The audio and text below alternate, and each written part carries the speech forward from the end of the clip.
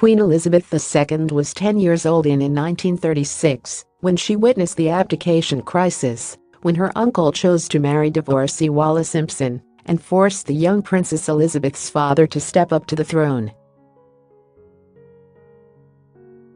The royal family refused to formally meet with Mrs. Simpson for some time afterwards. However, one historic moment for the Queen came in 1972 when she, alongside Prince Philip and Prince Charles, visited Edward and Mrs. Simpson.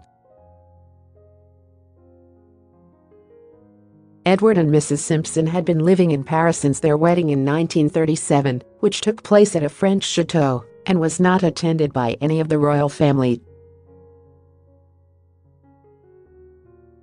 How Edward and Mrs. Simpson changed everything for Meghan and Kate revealed how Anne helped keep Queen together during Diana crisis. After their marriage, they very rarely returned to Britain, instead dividing their time between Paris and the French countryside and traveling frequently to the US. However, in 1972, the Queen knew her uncle was dying of throat cancer and made the trip to see him. In Channel 5's 2018 documentary Elizabeth, Our Queen, royal historian Hugo Vickers described the final meeting of the Queen and the Duke of Windsor, revealing that Her Majesty was annoyed during her encounter with Wallis Simpson. Mr. Vickers said she called in and had tea with the Duchess of Windsor. The dogs jumped up and that rather annoyed the Queen because the Queen doesn't like badly behaved dogs. And they talked about anything and everything except the one thing that was on everybody's minds, the poor man dying in his room upstairs. Mr. Vickers continued, the Queen went up to see the Duke of Windsor. With great difficulty he rose from his bed to give his bow because, of course, she was his queen now, as well as his niece, and it meant a great deal to him that she paid him this final courtesy. The Queen made as many reconciliations with the Duke as she possibly could under the very difficult circumstances, according to the expert. 2012 Amazon Prime documentary The Queen's Diamond Decades takes a look back at some of the historic moments in the Queen's 66-year reign and features footage of the Queen's farewell visit.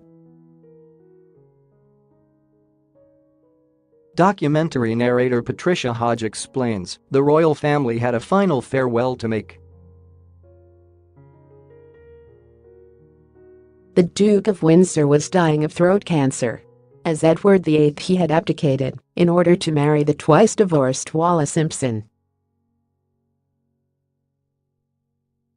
It had been one of the great crises of modern times, but 36 years on, the scandal was set aside as the Queen, Prince Philip and Prince Charles visited the Duke and Duchess at their home in Paris.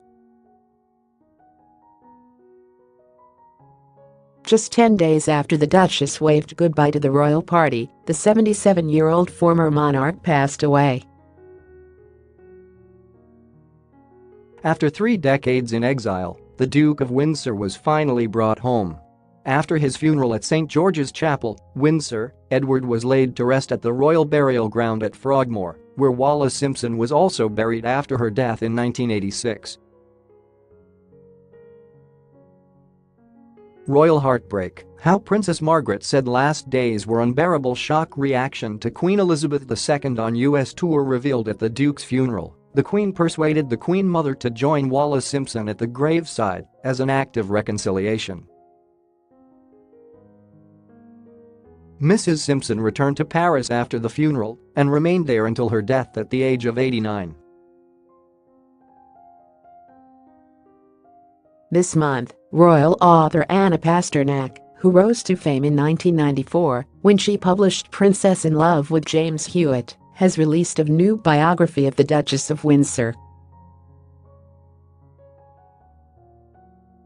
In comments to S Magazine last week, Ms. Pasternak compared Edward and Mrs. Simpson to Prince Harry and Meghan Markle. She said, Meghan is like a grenade that's been thrown into this archaic system, and there are explosions already going on which I think will continue. In a sense, Meghan has rejuvenated the spirit of Wallis, and I hope people take the view of her as a kind, witty, loyal and dignified person who unfairly became the most vilified woman in the world.